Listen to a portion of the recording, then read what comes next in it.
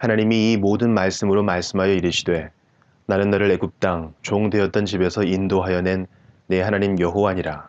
너는 나 외에는 다른 신들을 내게 두지 말라. 너를 위하여 새긴 우상을 만들지 말고 또 위로 하늘에 있는 것이나 아래로 땅에 있는 것이나 땅 아래 물속에 있는 것에 어떤 형상도 만들지 말며 그것들에게 절하지 말며 그것들을 섬기지 말라. 나 내 하나님 여호와는 질투하는 하나님인즉 나를 미워하는 자의 죄를 갚되 아버지로부터 아들에게로 3, 4대까지 이르게 하거니와 나를 사랑하고 내 계명을 지키는 자에게는 천대까지 은혜를 베푸느니라. 나는 내 하나님 여호와의 이름을 망령되게 부르지 말라. 여호와는 그의 이름을 망령되게 부르는 자를 죄 없다 하지 아니하리라. 안식일을 기억하여 거룩하게 지키라. 엿새 동안은 힘써 내 모든 일을 행할 것이나 일곱째 날은 내 하나님 여호와의 안식일인즉 너나 내 아들이나 내 딸이나 내 남종이나 내 여종이나 내 가축이나 내 문 안에 머무는 객이라도 아무 일도 하지 말라. 이는 엿새 동안에 나 여호와가 하늘과 땅과 바다와 그 가운데 모든 것을 만들고 일곱째 날에 쉬었습니다. 그러므로 나 여호와가 안식일을 복되게 하여 그날을 거룩하게 하였느니라. 내 부모를 공경하라. 그리하면 내 하나님 여호와가 내게 준 땅에서 내 생명이 길리라. 살인하지 말라. 간음하지 말라. 도둑질을 하지 말라. 내 이웃에 대하여 거짓 증거하지 말라. 내 이웃의 집을 탐내지 말라. 내 이웃의 아내나 그의 남종이나 그의 여종이나 그의 소나 그의 낙이나 무릇 내 이웃의 소유를 탐내지 말라.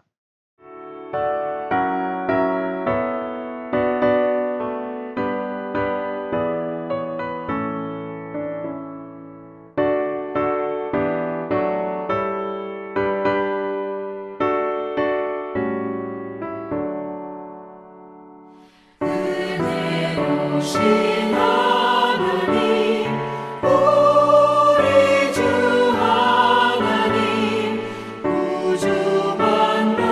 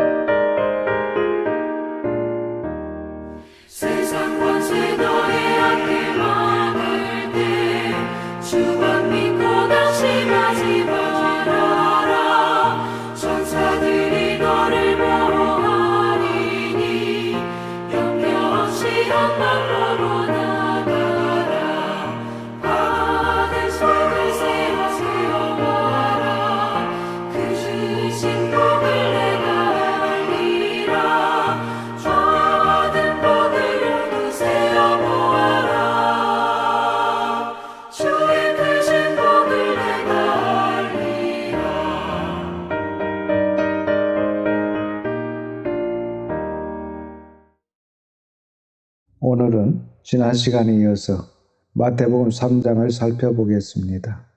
3장에는 잘 아시는 세례 요한이 등장하고 있습니다.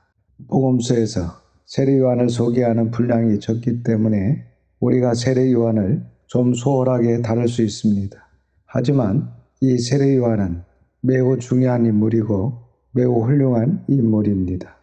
그래서 우리 예수님께서 이 세례 요한을 여자가 낳은 자 중에 세례 요한보다 큰 이가 일어남이 없느니라 이렇게 평가하실 정도로 사실 세례 요한은 대단한 인물입니다. 그리고 말라기서에서 우리가 살펴봤던 것처럼 말라기서에 예언되어 있었던 메시아의 오실 길을 준비하는 사명, 예비하는 사명을 지닌 선지자 엘리야가 바로 오늘 우리가 살펴볼 이 세례 요한입니다. 그래서 말라기 마지막 구절에 저주로 그 땅을 칠까 하노라 하시면서 하나님께서 이스라엘을 떠나버리시고 구약의 문이 쾅하고 닫힌 이후에 약 400년간 무덥디 무거운 침묵의 시간이 흐르다가 그 침묵을 깨뜨리고 등장한 선지자가 바로 이 세례 요한이라는 것입니다. 그래서 이 세례 요한은 구약 성경과 신약 성경의 분기점과 같은 역할을 하고 있는 매우 중요한 인물입니다. 즉 짐승의 피로 속죄받던 옛 언약의 시대가 마감되고 예수 그리스도의 보혈로 구원받은 새 언약의 시대를 여는 그 분기점과 같은 역할을 이 세례 요한이 하고 있다는 것입니다. 그래서 그런지 이 세례 요한은 대제사장 아론의 후손입니다. 그리고 이 세례 요한의 더 유리한 점은 세례 요한이 설교를 하는데 그 설교가 매우 힘이 있었다는 것입니다. 얼마나 힘이 있었던지 많은 사람들이 그 세례 요한의 설교 앞에 죄를 자복하고 세례를 받는 그러한 역사들이 일어나게 됩니다. 이렇게 세례 요한이 강하고 담대하게 하나님의 말씀을 선포하고 회개하게 하고 세례를 받도록 한 것은 곧 이제 예수님께서 오셔서 전국 복음의 말씀을 증거하게 될 것이기 때문에 그 예수님의 복음의 말씀을 듣기 전에 사람들의 심령을 준비하는 역할을 세례 요한이 하는 것입니다. 아시다시피 세례 요한은 단 한 번도 놀라운 기적, 이적을 일으킨 적이 없었고 그리고 다른 어떤 사역을 했다라는 기록도 복음서에 나타나지 않습니다. 하지만 그가 여자의 몸에서 난 자 중에 세례 요한보다 큰 이가 일어남이 없다. 이렇게 평가를 받을 정도로 가장 위대한 사역을 감당했던 것은 바로 그가 하나님의 말씀을 목숨 걸고 정직하게 선포했다는 것, 그거 한 가지밖에 없습니다. 그래서 어떤 일이 있더라도, 즉 목에 칼이 들어오는 한이 있더라도 끝까지 하나님의 말씀을 목숨 걸고 정직하게 외쳐서 사람들의 죄를 깨닫도록 하고 그리고 그 죄를 회개하도록 했다는 것입니다. 이것이 바로 세례 요한이 가장 위대한 사람이 될 수 있었던 기준이라는 것입니다. 그래서 저와 여러분이 이 세상을 살아가면서 이 진리의 말씀을 배우고 깨달아서 또한 내가 전도자가 되고 마지막 파수꾼이 되어서 우리의 이웃들에게 그리고 이 진리를 알지 못해 방황하며 여전히 죄 가운데 허덕이는 그런 사람들에게 다가가서 그들의 죄를 깨닫도록 하고 그리고 그들이 회개하도록 한다면 정말 저와 여러분 역시 비록 다른 것들은 우리가 부족할지 모르겠지만 어떤 근본적인 부분에 있어서는 가장 위대한 하나님의 사람이 될 수 있다는 것입니다. 그리고 이 세례 요한이 더 위대한 것은 예루살렘 한가운데서 이러한 사역을 한 것이 아닙니다. 광야에서 위쳤다는 것입니다. 이처럼 광야에서 위쳤는데 그 세례 요한의 설교가 얼마나 힘이 있었던지 많은 사람들이 회개의 세례를 받기 위해 세례 요한이 있었던 광야로 모여들었다는 것입니다. 그래서 물론 예루살렘 한가운데서 하나님의 복음의 말씀을 증거하는 것도 위대한 일이지만 이러한 광야에서 위쳐서 사람들이 회개의 세례를 받도록 모이도록 했다는 이 부분은 사실 더 위대한 부분이라고 할 수 있습니다. 그래서 여러분, 우리 교회가 비록 약하고 힘이 없다 할지라도 세례 요한과 같이 하나님의 말씀을 목숨 걸고 정직하게 비춰서 사람들의 죄를 깨닫도록 하고 그리고 그 죄를 진심으로 회개하도록 하는 역사, 그런 힘이 우리 교회 가운데 있다면 우리 교회는 작지만 위대한 그런 교회인 것입니다. 그리고 세례 요한은 예수님께서 공생애를 시작하시자마자 놀라운 고백을 합니다. 나는 그의 신발끈을 풀기도 감당하지 못하는 존재에 불과하다. 이러한 놀라운 고백을 남기고 기쁨으로 예수님의 뒤로 물러서는 모습을 볼 수 있습니다. 이렇게 물러난 다음에 곧바로 헤롯에 의해서 감옥에 투옥되고 그 투옥된 감옥에서 풀려나지 못하고 결국 헤롯의 칼에 목에 잘려 순교하게 됩니다. 사실 세상적인 관점에서 봤을 때는 이 세례 요한만큼 비참한 인생이 없습니다. 하지만 하나님의 입장에서 봤을 때 그리고 이 천국 복음의 입장에서 봤을 때 가장 영광스러운 인생을 살았던 분이 바로 세례 요한이 아닌가 싶습니다. 그래서 이 세례 요한은 예수 그리스도를 증거하다가 순교한 최초의 순교자가 됩니다. 이제 본문을 통해서 위대한 선지자 예수 그리스도를 증거하다 최초로 순교한 순교자 세례 요한을 만나보도록 하겠습니다. 3장 1절과 2절입니다. 그때에 세례 요한이 이르러 유대 광야에서 전파하여 말하되 회개하라 천국이 가까이 왔느니라 하였으니. 여러분, 세례 요한의 메시지는 어렵지 않습니다. 간결하고 함축적이었습니다. 우리가 구약 성경의 위대한 하나님의 종들의 메시지들을 쭉 살펴봤지 않습니까? 그런데 그 종들의 공통점도 똑같습니다. 그 설교가 어렵거나 아니면 횡설수설하거나 아니면 장황한 그러한 설교를 한 종들이 없습니다. 대부분의 종들이 세례 요한과 같이 메시지가 아주 간결하고 함축적이었습니다. 그래서 2절 말씀을 보시면 회개하라고 하시는데 이 말을 헬라어로 한다면 메타노에오입니다. 이 메타라는 말은 달리라는 뜻이고 노에오라는 말은 생각하는 것이라는 뜻입니다. 그래서 메타노에오는 이 메타와 노에오가 합쳐져서 이루어진 합성어로 즉 메타노에오, 회개하라. 이 말의 뜻은 바로 생각을 달리하라. 곧 생각을 고쳐야 된다. 생각을 바꿔야 된다.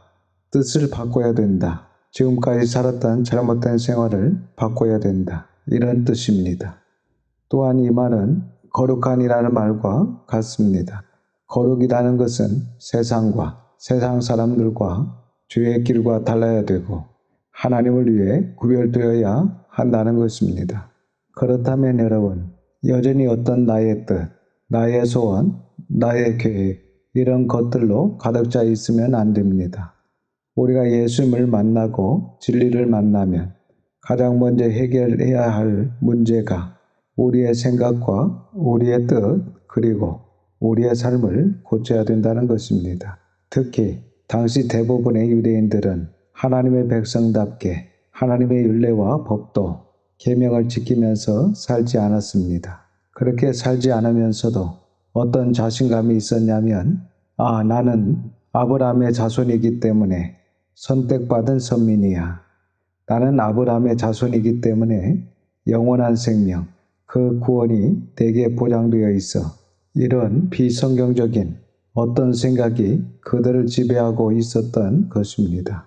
오늘날로 이야기하면 나는 교회를 다니고 있기 때문에 나는 전통 교단에 소속되어 있는 교회에 다니고 있기 때문에 우리 목사님은 유명하고 훌륭하기 때문에 나는 큰 교회를 다니고 있기 때문에 나는 천국에 갈 수 있어. 이러한 미신적인 생각을 가지고 있으면서 안일한 신앙생활 가운데 온갖 죄를 행하고 있었던 것입니다. 그래서 요한은 이제 예수님께서 오심으로 천국이 매우 가까워지고 있다. 그런데 그 천국에 들어가기 위해서는 반드시 마음의 변화가 있어야 된다. 뜻의 변화가 있어야 된다. 삶의 변화가 있어야 된다. 이러한 이야기를 하고 있습니다. 그래서 진정한 회개는 바로 뜻의 변화, 마음의 변화, 삶의 변화임을 세례 요한이 선포하고 있는 것입니다. 그리고 세례 요한이 특히 마음의 변화를 강조하고 있는 이유는 이제 예수님께서 오셔서 천국 복음을 증거하실 때 그 천국 복음을 온전히 받아들이게 하기 위해서, 즉 그 마음이 바뀌어서 옥토가 되어야 하는 것입니다. 그래야 예수님께서 증거하시는 천국 복음, 하나님의 말씀이 온전히 들려지는 것입니다. 그래서 이 마음이, 우리의 뜻이, 우리의 삶이 고쳐지지 않으면 아무리 예수 그리스도께서 오셔서 복음을 증거하고 있다 할지라도 그 복음이 들려지지 않습니다. 그래서 마음을, 생각을 바르게 고치고 우리의 삶을 바꾸는 것이 아주 중요하다는 것입니다. 3절입니다. 그는 선지자 이사야를 통하여 말씀하신 자라. 일러스되 광야에 외치는 자의 소리가 있어 이르되 너희는 주의 길을 준비하라. 그가 오실 길을 곧게 하라 하였느니라. 3절의 말씀은 이사야서 40장 3절의 말씀을 인용하는 것입니다. 4절입니다. 이 요한은 낙타털 옷을 입고 허리에 가죽띠를 띠고 음식은 메뚜기와 석청이었더라. 본문에 나오는 세례 요한의 모습이 말라기서에 예언되었던 것처럼 구약의 엘리야의 모습과 비슷하다는 것을 알 수 있습니다. 우리가 구약을 배워서 아시는 것처럼 이 엘리야의 특징은 바로 털이 많은 사람이었고 허리에 가죽띠를 띠고 있었다. 이런 표현이 열왕기하서 1장 8절에 나옵니다. 그런데 이 털이 많은 사람이었다라는 이 부분의 그 원어적 표현을 살펴보면 약간 모호합니다. 그러니까 이 엘리야의 몸에 털이 많았는지 아니면 엘리야가 세례 요한처럼 털이 많은 옷을 입었는지 이 부분은 좀 모호합니다. 그런데 많은 성경학자들이 엘리야의 몸이 털이 많았다, 이런 쪽보다는 엘리야가 털이 많은 가죽 옷을 입었다, 이렇게 보고 있습니다. 그래서 이 본문의 세례 요한과 엘리야의 모습까지도 비슷하다는 것입니다. 이처럼 말라기에서 내가 선지자 엘리야를 너희에게 보내겠다, 이렇게 예언된 다음에 400년이 지난 후 나타난 세례 요한의 모습조차도 엘리야와 매우 비슷하다는 것입니다. 그리고 세례 요한이 먹는 음식은 메뚜기와 석청이었다라고 말씀하고 있는데 이 메뚜기는 레위기 11장에 보시면 하나님께서 먹을 수 있는 음식으로 허락하신 것입니다. 그래서 역시 세례 요한도 예수님의 제자들도 그리고 우리 예수님도 이 땅에 오셔서 구약의 율법을 기본적으로 지키는 것을 볼 수 있습니다. 그리고 그 율법이 기본적으로 지켜지는 가운데 새로운 언약이 진행되고 있는 것을 볼 수 있습니다. 5절에서 7절입니다. 이때 예루살렘과 온 유대와 요단강 사방에서 다 그에게 나와 자기들의 죄를 자복하고 요단강에서 그에게 세례를 받더니 요한이 많은 바리새인들과 사두개인들이 세례 베푸는 대로 오는 것을 보고 이르되 독사의 자식들아 누가 너희를 가르쳐 임박한 진노를 피하라 하더냐. 지금 세례 요한이 세례를 베푸는 곳에 그 당시 종교 사회의 지도자들인 바리새인들과 사두개인들이 왔는데 이들이 회개하고 세례를 받으려고 온 것이 아닙니다. 그들은 지금 세례 요한이 뭘 하고 있나, 무슨 짓을 하고 있나 하고 감시를 하러 온 것입니다. 당시 유대 사회에 바리새파, 사두개파, 에세네파 이렇게 3대 종파가 있었습니다. 먼저 이 바리새파의 바리새는 히브리어로 파라시인데 뜻은 구별하다, 분리하다라는 뜻입니다. 이 그룹은 신구약 중간사에서 살펴봤던 마카비오 시대 때에 생긴 그룹입니다. 그러니까 BC 167년경에 생긴 종교 집단으로 그 파라시, 구별하다, 분리하다라는 그 뜻에서도 알 수 있는 것처럼 율법을 지켜서 구별된 삶을 살겠다, 이렇게 좋은 의도를 가지고 시작된 그룹입니다. 특별히 그 당시 헬레니즘 문화로부터 구별되겠다 한마디로 세습가 되지 않고 율법을 가지고 거룩한 삶을 살아가려고 좋은 의도를 가지고 조직된 그룹이었습니다. 하지만 시간이 지나면서, 그러니까 불과 한 160년밖에 지나지 않았는데 그 사이에 이들이 변질되어 버린 것입니다.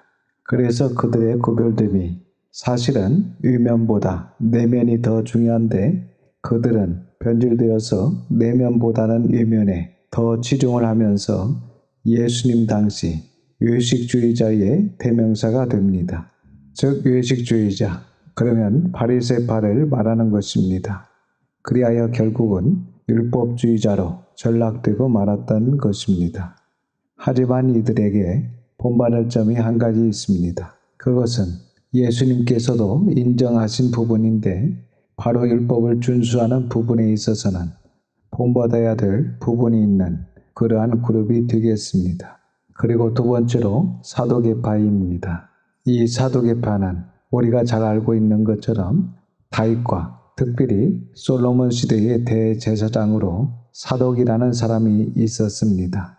이 사독은 아주 훌륭한 인품을 가진 자로 정말 다윗을 끝까지 배신하지 않고 친구같이 힘이 되어주고 또한 솔로몬 왕이 왕위를 계승할 때에 도와준 훌륭한 종교 지도자 대제사장이었습니다. 그래서 그때부터 사도 가본이 공식적 대제사장직을 이어서 오게 된 그러한 가문입니다. 아무튼 이 대제사장 사독의 후손들이 시간이 흐르면서 사도계파가 됩니다. 그래서 바리새파도 율법을 가지고 있으면서 어떤 종교 직제의 높은 계급을 가지고 있는 사람들이었고 이 사도계파 역시 제사장 계열이었습니다.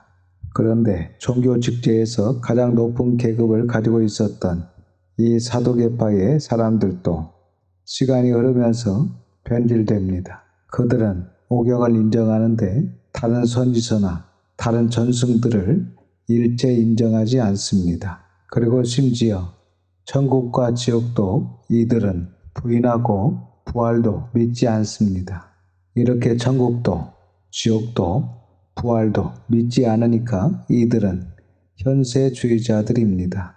오늘날로 이야기하면 현실주의, 인본주의와 비슷하다고 볼 수 있습니다. 그리고 이 사도계파는 바리새파보다는 수는 적었지만 종교, 정치, 힘이 있는 그룹이어서 사회 전반에 막강한 영향력을 행사하고 있던 그러한 그룹이었습니다. 그리고 셋째 그룹은 에세네파인데 이 에세네는 침묵, 경건을 뜻합니다. 그래서 이 에세네파는 율법에 대해서는 바리새파와 같았지만 예루살렘 성전에서 행해지는 부패한 종교 의식에 참여하는 것을 거부하고 현실 도피적이며 운둔적인 삶을 사는 그러한 그룹이었습니다. 그리고 요세푸스의 기록에 의하면 에세네파 사람들은 영혼 불멸은 믿었지만 육체의 부활은 믿지 않았다고 합니다. 그래서 이들은 결혼을 금지하고 금욕적인 생활을 한 것으로 보입니다. 다시 7절을 보시면 요한이 세례 베푸는 곳으로 많은 바리새인들과 사두개인들이 감시하기 위해서 오는 것을 보고 혹독한 말을 합니다. 독사의 자식들아, 누가 너희를 가르쳐 임박한 진도를 피하라 하더냐, 이런 말을 합니다. 정말 대단하지 않습니까?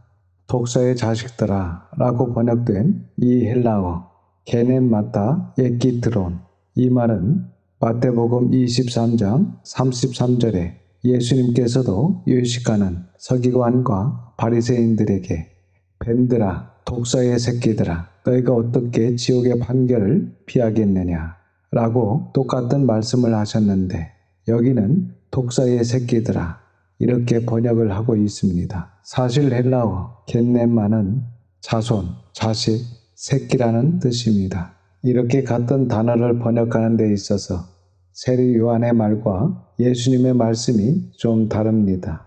사실 같은 단어인데 마치 세례 요한보다 예수님께서 좀 더 강하게 설교하신 것처럼 느껴지도록 번역이 되어 있습니다.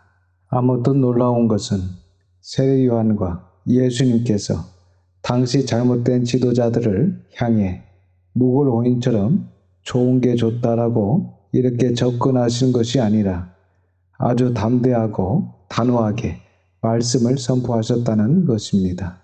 여러분, 지금 이런 표현을 세례 요한이 믿음을 막 시작한 사람들에게 한 것이 아니고 종교 지도자들에게 독사의 자식들아, 누가 너희를 가르쳐 임박한 진노를 피하라 하더냐, 이렇게 하신 것입니다. 여러분, 오늘날도 종교 지도자들이 잘못되어서 주의 몸된 교회를 엉망으로 만들어 놓았다면 그것은 매우 심각한 문제라고 할 수 있는 것입니다. 이런 말씀을 통해서 두려움을 가져야 할 것입니다. 예수님으로부터, 하나님으로부터 이러한 책망을 받지 않도록 해야 합니다. 8절 이하는 회개에 대한 구체적인 말씀이 나옵니다. 8절입니다. 그러므로 회개에 합당한 열매를 맺고 여기서 열매는 행위를 이야기합니다. 즉 행위의 은유적인 표현입니다. 그리고 맺고라는 말 역시 행하고라는 말의 은유적 표현입니다. 그래서 세례 요한의 회개, 즉 앞에서 말씀드린 것처럼 그 회개의 첫 시작은 마음과 생각을 바꾸는 것입니다. 그리고 더 나아가서 합당한 열매, 바로 삶의 변화와 성숙이 있어야 된다는 것입니다. 9절과 10절입니다. 속으로 아브라함이 우리 조상이라고 생각하지 말라.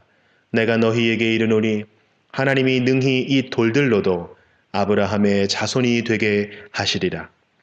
이미 도끼가 나무 뿌리에 놓였으니 좋은 열매를 맺지 아니하는 나무마다 찍혀 불에 던져지리라. 여기서 좋은 열매도 바로 행위입니다. 이렇게 삶 가운데 구체적 변화와 성숙이 없다면 곧 구체적인 행위로 열매를 맺지 아니하는 나무마다 찍혀 불에 던져지리라. 즉 하나님의 심판을 받게 될 것이다 라는 것입니다. 11절입니다. 나는 너희로 회개하게 하기 위하여 물로 세례를 베풀거니와 내 뒤에 오시는 이는 나보다 능력이 많으시니 나는 그의 신을 들기도 감당하지 못하겠노라. 그는 성령과 불로 너희에게 세례를 베푸실 것이요.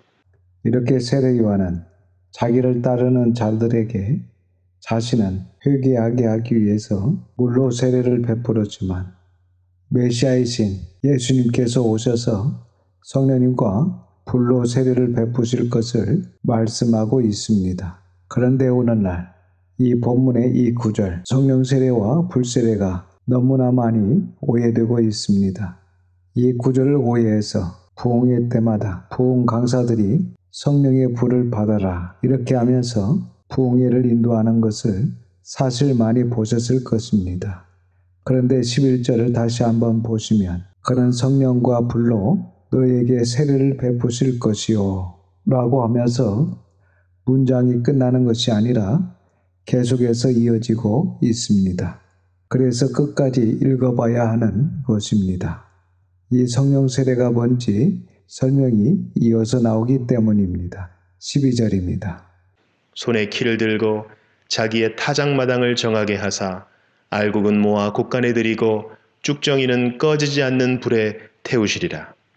보겠습니다. 첫 번째, 성령 세례가 뭐냐면 알곡은 모아 곡간에 들이고 바로 이것이 성령 세례입니다.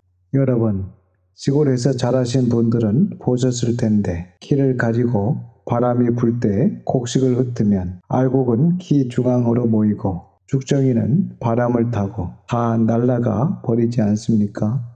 그래서 알곡과 쭉정이를 가르는 그 바람이 바로 영을 의미합니다. 헬라어나 히브리어 원어를 보면 바람이라는 단어와 영이라는 단어가 똑같습니다. 그러니까 키 안에 있는 알곡과 쭉정이가 가려지게 되는 중추적 역할을 하는 것이 바람인데 그것이 바로 성령이라는 것입니다. 그래서 성령님께서 하시는 성령 세례는 알곡으로 선별시키는 것을 말하는 것입니다. 이 성령 세례는 지워지지 않습니다. 한번 성령님의 인치심을 받는다, 성령님의 세례를 받는다. 그러면 누가 뭐래도 그 사람은 영원한 하나님의 자녀인 것입니다. 여러분, 불도장을 찍으면 영원히 지워지지 않는 것과 마찬가지로 성령님의 세례를 받아 하나님의 자녀가 된 사람은 영원한 하나님의 자녀인 것입니다. 이처럼 지워지지 않는 건데 이것이 바로 알곡으로 선별되는 것이라는 것입니다. 그리고 다음에 두 번째로 불세례가 나옵니다. 12절 끝부분을 보시면 죽정이는 꺼지지 않는 불에 태우시리라. 이것이 바로 불세례입니다. 여러분, 그래도 불세례를 받고 싶습니까? 성경학자들은 이 본문을 다 이렇게 보고 있습니다. 그런데 많은 목회자들과 많은 부흥 강사들이 성경을 정직하게 보지 않고 이 구절을 가지고 오해를 하고 또 사도행전 2장의 오순절날 마가의 다락방에 마치 불의 혀처럼 갈라지는 것들이 그들에게 보여 각 사람 위에 하나씩 임하에 있더니 라는 이 구절을 가지고 지금도 이렇게 성령이 임하신다고 아전인수격으로 설교를 하고 또한 찬송가에도 불길 같은 성령이여 라는 곡이 수록되어 있으니까 이렇게 불같은 성령을 유치는 오해를 하게 되는 것입니다. 다시 말씀드리지만 성경학자들은 이 본문을 많은 목회자들과 많은 부흥 강사들이 유치는 그런 불세례가 아니다라고 분명히 말하고 있습니다. 이제 13절부터는 다른 단락이 나옵니다. 13절에서 15절입니다. 이때 예수께서 갈릴리로부터 요단강에 이르러 요한에게 세례를 받으려 하시니 요한이 말려 이르되 내가 당신에게서 세례를 받아야 할 터인데 당신이 내게로 오시나이까. 예수께서 대답하여 이르시되 이제 허락하라. 우리가 이와 같이 하여 모든 의를 이루는 것이 합당하니라 하시니 이에 요한이 허락하는지라. 15절 말씀은 아주 의미 있는 말씀입니다. 여러분, 만약에 세례 요한에게 예수님께서 세례를 받지 않았다. 그러면 아마 지금 많은 사람들이 자유주의로 빠질 것입니다. 그러니까 꼭 세례를 받아야 하나, 내 믿음이 있으면 되지 하면서 나는 이미 믿음 생활을 잘하고 있고 나는 이미 구원받은 백성이다. 이렇게 하면서 세례를 받지 않고 믿음 생활을 할 어떤 근거가 될 수 있었습니다. 하지만 예수님께서 세례 요한에게 세례를 받으셔서 모든 의를 이루는 것이 합당하다. 이렇게 하셨다는 것입니다. 뿐만 아니라 마가복음 16장에는 예수님께서 믿고 세례를 받은 사람은 구원을 얻을 것이요 라고 분명히 말씀하시고 있습니다. 즉 믿음 없이 형식적으로 세례를 받는 것이 아니라 믿고 세례를 받은 사람은 구원을 받을 것이고 믿지 않는 자는 정죄함을 받을 것이다 라고 말씀하시고 있습니다. 그래서 먼저 믿는 것이 중요하고 이렇게 믿었으면 반드시 예수님처럼 세례를 받아야 구원을 얻을 것이다. 반면에 믿지 않고 세례를 받지 않는 사람은 정죄를 받으리라. 이 말씀입니다. 그러니까 세례를 받고 안 받고의 문제가 아니라 그냥 개인적인 판단으로 할 수 있는 문제가 아니라는 것입니다. 왜 이렇게 세례가 중요하냐면 여러분, 교회는 그리스도의 몸입니다. 즉 그리스도의 몸에 연합되는 의식이 세례입니다. 그래서 이 세례가 매우 중요한 것입니다. 16절과 17절입니다. 예수께서 세례를 받으시고 곧 물에서 올라오실새 하늘이 열리고 하나님의 성령이 비둘기같이 내려 자기 위에 임하심을 보시더니 하늘로부터 소리가 있어 말씀하시되 이는 내 사랑하는 아들이요 내 기뻐하는 자라 하시니라. 놀라운 말씀입니다. 이것은 일반적인 용어가 아니고 대관식을 할 때 쓰는 공식 용어입니다. 예를 들면 다윗에게 아들이 첩에서 낳은 아들들을 제외하고도 19명이 있었습니다. 그런데 다윗이 나이가 많아서 임종을 앞두고 누가 후계자가 되느냐 하고 아주 초미의 관심이 집중될 때 오랫동안 둘러보고 다윗이 후계자로 생각해 두었던 카드를 꺼내서 솔로몬 이리 오너라 하면서 다른 형제들에게 보라, 이는 내 기뻐하는 자요 내 사랑하는 아들이다.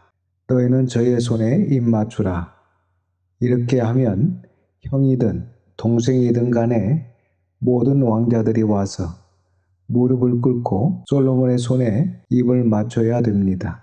이렇게 왕이 후계자를 형제들 앞에 소개할 때 하는 용어입니다. 그런데 이때 만약에 그렇게 하지 않으면 그 자리에서 바로 반역자가 됩니다. 왕의 아들일지라도 후계자의 동생이라 할지라도 반역자로 간주합니다. 그래서 이는 내 사랑하는 아들이요 내 기뻐하는 자라 라는 이 선포는 어마어마한 선포입니다. 그리고 지금 현재 삼일째 하나님께서 동시에 등장하시는 매우 큰 장면이라는 것입니다. 그러니까 지금 성부 하나님께서 음성으로 임재해 계시고 그리고 성령 하나님께서는 비둘기같이 내려오시고 계시며 성자 하나님은 이렇게 세례를 받고 계신 것입니다. 그래서 지금 성부 하나님, 성령 하나님, 성자 하나님, 삼일째 하나님께서 동시에 등장하시는 매우 큰 모습이라고 할 수 있습니다. 그리고 이 구절은 예수님께서 하나님의 아들이시라는 것을 증거하고 있는 것입니다. 즉, 하나님의 아들이심을 증거하는 것과 하나님의 지상 통치권이 그리스도 예수님께 위임되었음을 선포하시는 것입니다.